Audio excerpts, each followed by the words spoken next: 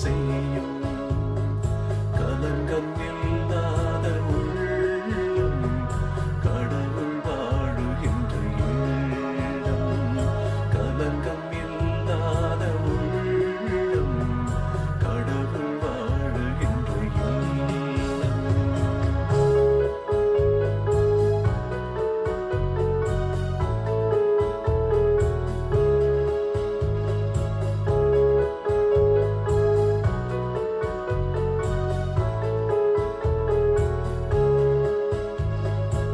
இதயம் உள்ளம் தாங்கும் ஏழைக்கு இரக்கம் காட்டும் கடவுள் கரங்கள் போல நன்மைகள் கோடி செய்யும்.